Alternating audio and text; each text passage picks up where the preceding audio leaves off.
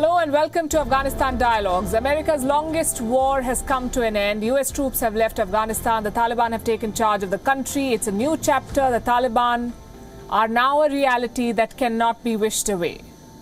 The turn of events in Kabul has triggered a new geopolitical game, one that India will have to participate in.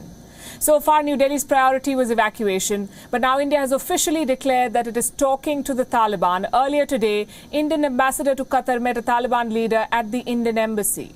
And we are told the Taliban have assured India that they will look after its concerns on security and terrorism. What does that even mean? What's next in the Indo-Afghan ties and where does it go from here? That's the question we'll be asking tonight. Once again, a very warm welcome to Afghanistan Dialogues. This is a WION special series. I'm Palki Sharma Upadhyay. Our focus today is on India's options. Should India share a table with a group that gave safe passage to the hijackers of IC-814? Should India put the past behind? This is a diplomatic tightrope, one that India will have to walk. But what about the people of Afghanistan and their expectations from New Delhi? Joining me tonight is Dr. Habiba Sarabi. She's Afghanistan's former Minister of Culture and Education. She's also served as the Governor of Bamiyan and was among the handful of female voices in the team negotiating with the Taliban on behalf of the Afghan government. She's with us from Doha this evening. Joining us from New Delhi is Ambassador Amar Sinha. He served as India's ambassador to Afghanistan. He's also been a member of India's National Security Advisory Board. With me from New Delhi also is Harshvi Pant, the Director of Research and Research Head of ORF Strategic Studies Program. And Paul D. Miller, joining us from Virginia. He's Professor of the Practice of International Affairs at Georgetown University. He served as the Director for Afghanistan and Pakistan on the National Security Council. Dr. Sarabi, gentlemen, welcome to WION. Thank you very much. Thank you. Ambassador Sinha, we've been reporting on India's talks with the Taliban for a while now, but today New Delhi made it official. They confirmed the engagement. The Indian ambassador to Qatar met the Taliban leader, Sher Mohammad Abbas Tenexai, at the Indian embassy. On the request, we are told, of the Taliban. What do you make of this development and the fact that India has decided to make this meeting official? Well, I think it's a good thing that this meeting has come out of the Parda. Ultimately, because eventually last September, when the Taliban and the Afghan government started engaging directly, that included Dr. Habiba Sarabi, I think it had to come out. It also signifies the Taliban is eager to send out messages. One has seen that over the past. And they have to, but they really, as what you said, should we trust them? They really have to live down their reputation. You see, but remember, they're transitioning from a proxy group, which was treated as a terror group, was made into a government in exile, to now they've taken over power in Kabul. So we started dealing with it, and that is the practical thing to do. And of course, the situation has changed substantially from 1996, when they first came to power, when IC-814 happened. And Taliban has not sort of always told us that, we lacked agency in our first regime. So our real test is whether we can help them become an independent, sovereign country, and can they reduce their dependence on their mentors. Over to you. Very interesting points you've made, and India has always held this position that talks and terror do not go hand in hand. Unfortunately, the world has not even been able to define what terrorism is. So it's going to be very hard to pin down one group and say they are terrorist groups and they cannot be part of a government. Harshvi Pant, how do you see the Doha meeting today? And what has changed for India to disclose its engagements now? Is the quote-unquote wait and watch now over for New Delhi? Yes, I think it has been over for a while now, and now that India is formally saying that it is engaging the Taliban publicly, I think it sends out some message that India also does not want to be out of the geopolitical game that we were talking about earlier. At the end of the day, Taliban will be part of any government formation. They will be part of any government. They will be perhaps the most important element of that government. So it's very natural that India would engage with the entity that will run Afghanistan. But I think what was also interesting are the two issues that India pointed out: that evacuation of its nationals and that terrorism should not be used from Afghan territory directed against India. 2 points, I think, that will form in some ways the benchmark of how far this relationship would go. It's all very well for Taliban to say a lot of nice things, but ultimately much would depend on what they do on the ground, whether they are true to their word, whether they stick to their commitments. And that's where I think the wait and watch still continues. While we are engaging, I think Indian government is engaging with what is a practical necessity. I think the question mark is the longevity of that engagement and the actual output of that engagement, which means that at the end of the day, Taliban will be judged in India by what they do on the ground, by whether they are able to uphold their commitments, and by whether they are able to participate in that larger context where the regional geopolitics is evolving at a rapid pace, and India, whether the Taliban like them or not, like India or not, India is a very important player. So both, I think, cannot be ignored. It's not a one-way street that India has reached out to the Taliban. Taliban have also been signaling that they want to engage with India. So I think it's a two-way street, and we'll again wait and watch and see how this two-way street goes and how far it goes. And I think New Delhi has been very careful in underlining about today's meeting that it was sought by the Taliban. I don't know how much that helps their case. Dr. Habiba Sarabi, India was the only country that insisted on backing what we call the legitimate government of Afghanistan until it collapsed, until the very end. And one would call New Delhi's engagement pragmatic, as some of our panelists today are also saying, given the changing dynamics. How do you see it, and how do you think the people of Afghanistan will see this shift? Thank you very much, Palki, and very good to hear from my old friend, Amar Sena.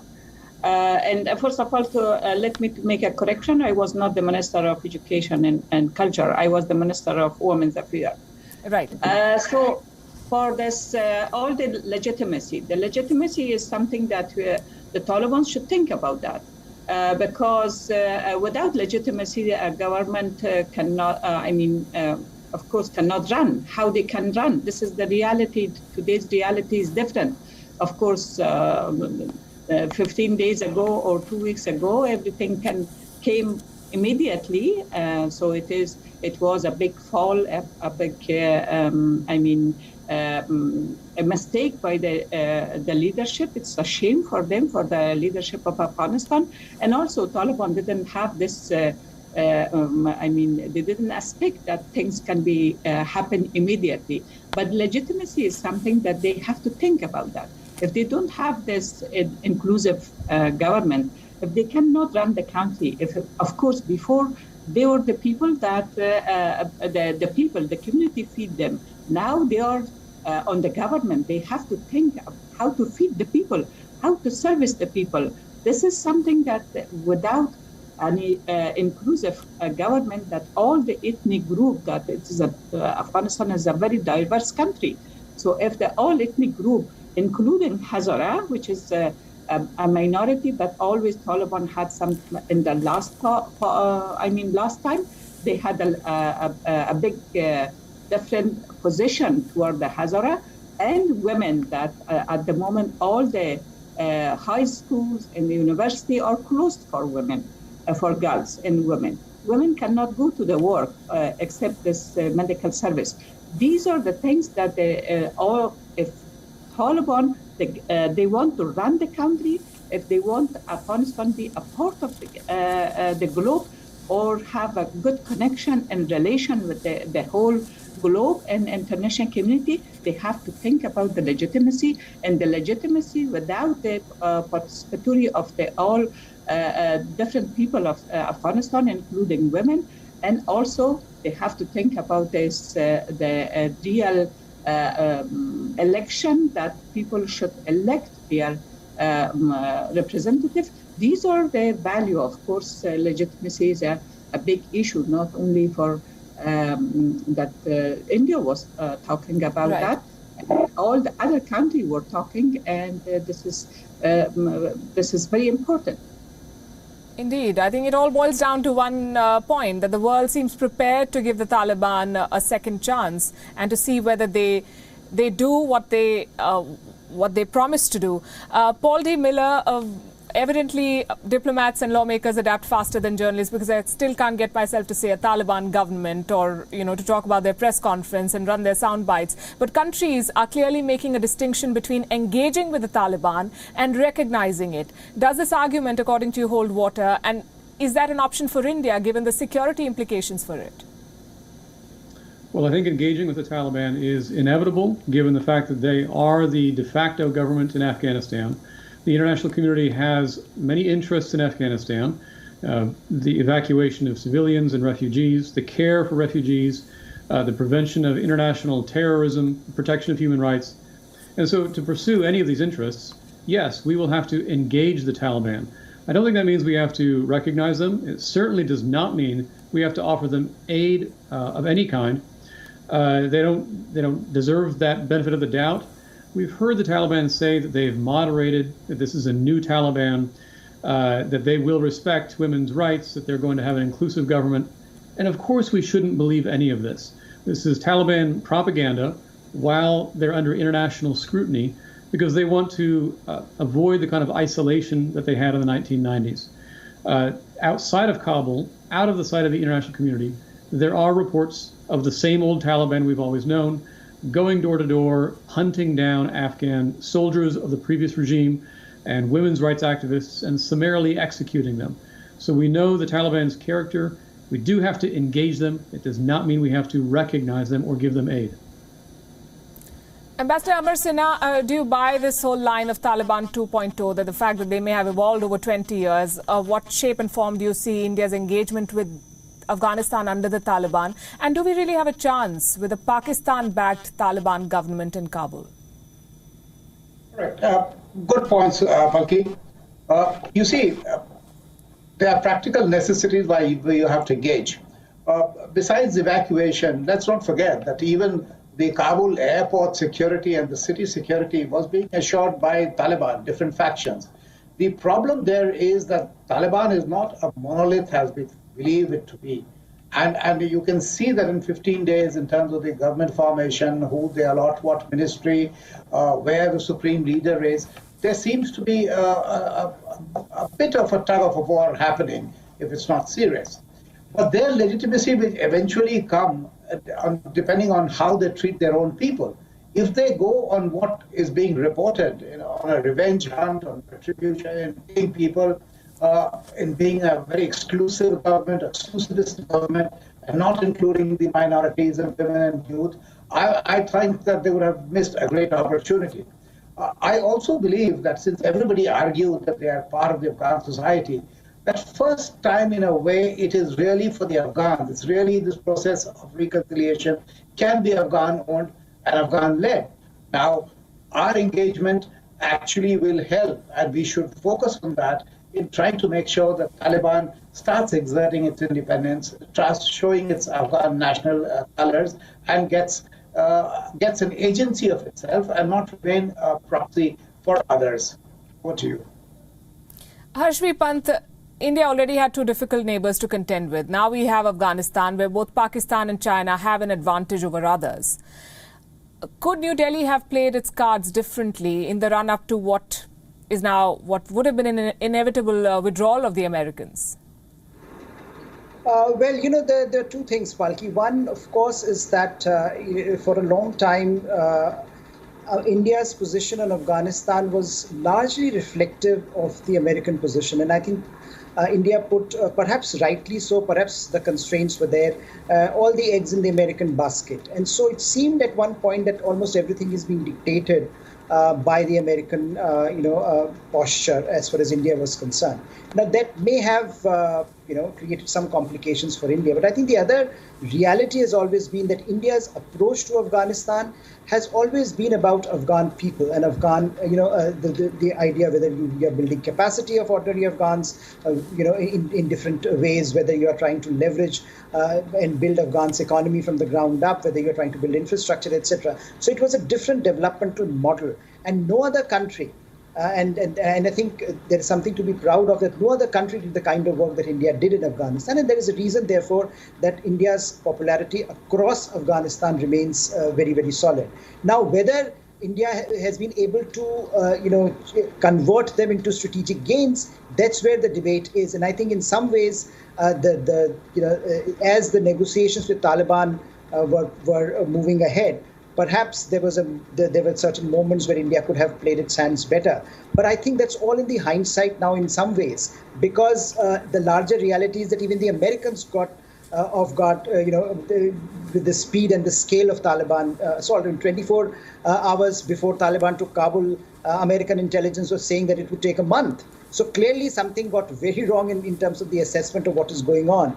But I think the larger reality for India is, as you point out, that China and Pakistan will use and can use potentially Afghanistan to serve their purposes. And therefore, what Ambassador Sinha was saying earlier, it becomes important for India to engage the Taliban at a level where we can build Afghanistan as an independent, autonomous actor in the region. The more India is able to do that, the better India will be able to handle its interests, the better India will be able to handle the regional insecurity dynamic that is now emerging. But I think, and that's why we have seen the alacrity today, perhaps, and the reach out today to the Taliban, just as Americans have left Afghanistan. But I think that's a larger geopolitical reality we live in. And also, we should also, remember that in Afghanistan, there is no real end game. There is a big talk of winners and losers and this and that.